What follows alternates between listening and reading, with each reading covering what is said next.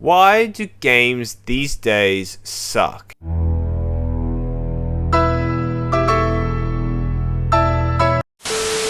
And why do they keep failing when they get released? Why is it that only Call of Duty, Fortnite, and games like maybe Siege and a few other established franchises like Battlefield, oh actually never mind, not Battlefield. Battlefield is in the trash can right about now.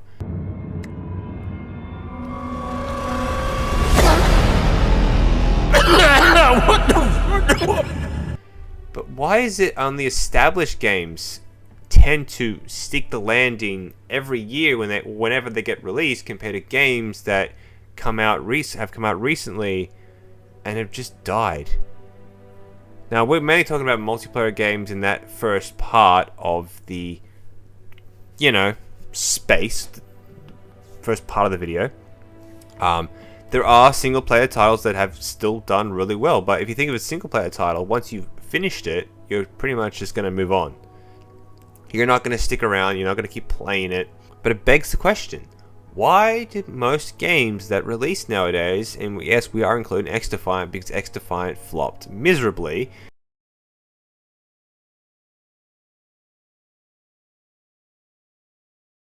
Is this an old message? It's pretty difficult to put into words how disgusted I am, how depressed I am. Once it released, it had, 8 million players playing it on the time of release? Something like that. It could have been over 1 million. I don't remember because I don't care. But why did that game flop, and why has every other game flopped that's come out recently? Now, the first point that we're going to get into is rushed productions. Companies these days tend to just rush a product out instead of actually allowing the devs the actual proper time to put into their game. Why? Because they just want the money. They don't care about the quality of the product. The products like Call of Duty, especially with say Modern Warfare 2, Vanguard, maybe Modern Warfare 3, Cold War, as well as, actually no, 2019 was not rushed, didn't seem like it was anyway. Black Ops 4, other games like those. And these are just Call of Duty games, man, mind you. These are not like other games. Actually, I can actually include Outlaws in that, actually, because Outlaws was rushed completely and it was absolute garbage. But those games were all pretty much rushed. There's a bunch of other games I can potentially name, but I can't really think of them at the moment, that have come out, have all had rushed productions. Yes, Halo Infinite, Halo 5, Halo 4 maybe. And there are other games as well out there that have been rushed completely and have all failed miserably or just flopped, whatever. And the quality has just been atrocious.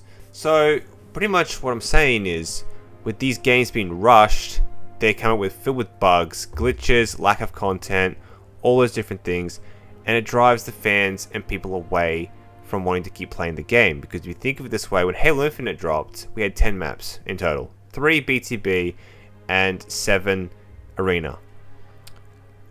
There was no content out for pretty much, I think, the first 6 months. There was a massive lack of content, which drove a lot of the fans, like myself, from playing the game. What was the point of playing it when we had nothing to do or grind for?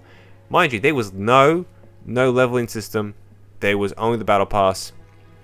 There was barely any maps to play.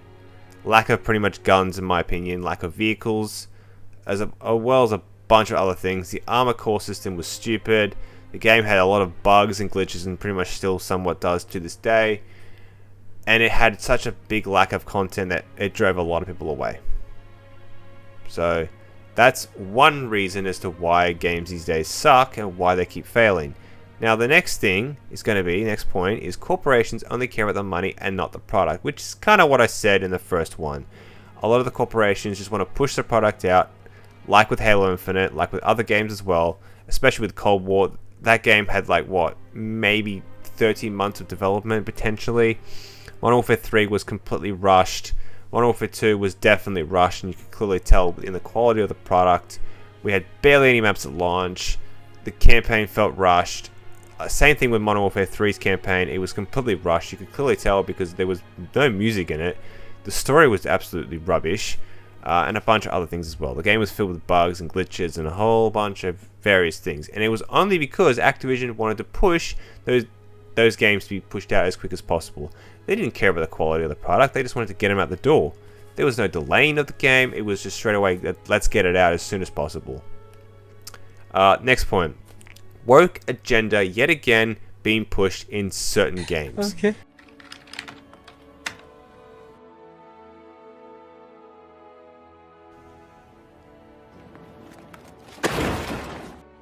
This is not okay. This needs to stop now.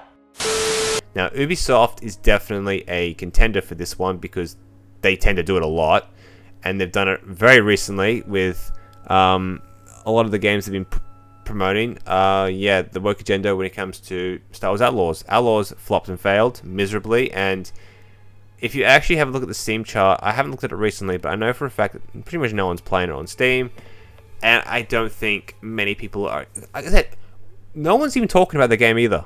It's just completely dead, and it was pushing yet another woke agenda, push by Ubisoft. And there's been other games like, what was it? What was that game that came out recently, somewhat recently at the time of recording this video, that completely failed? It was kind of like an Overwatch-esque game. I forgot the name of it. But that game came out and it died like super quickly. Like it was the deadest game. And I know that's probably not even a word, but it was just dead. Completely dead on arrival. It's because, like I said, nobody cares about this woke media garbage push. We are sick of it as people. We just want it out of our games. And yeah, I'm going to go on to the next point because I could be on this point for a while. And the next point is going to be no passion or creativity. A lot of games that we're seeing are pretty much the same game we've played multiple times. See, if you compare games now compared to back in the day there was so many different games that I was able to play on the original Xbox. So many games that just felt very unique and felt very different compared to the games we have currently, which feel safe and they don't feel very creative. They basically feel very creatively bankrupt, if I could put it that way. And I know a lot of people will agree with that point because it is definitely really true. You can clearly see it, especially with Call of Duty. They just every year their whole selling point is, we're bringing back things we took away from you. That's their selling market. The very things that they took away from us, like Prestige, Theater Mode, you name it, the voting system, whatever. They took those things away from us, and their whole marketing is, oh, we're bringing them back for you, so you should buy our game. Now, don't get me wrong, I still somewhat like Call of Duty. I'm still obviously going to upload Call of Duty as much as I possibly can. But you gotta admit, that's just the stupidest and cringiest marketing tool ever. It's just retarded. Fifth point is for single player games and campaigns. You weird, buddy. Writers are rushed to write something that they get people who are new. So what I mean by that point is they pretty much rush. So that was part of the dot point. I wrote it down. I didn't write it the best way possible, to be honest with you.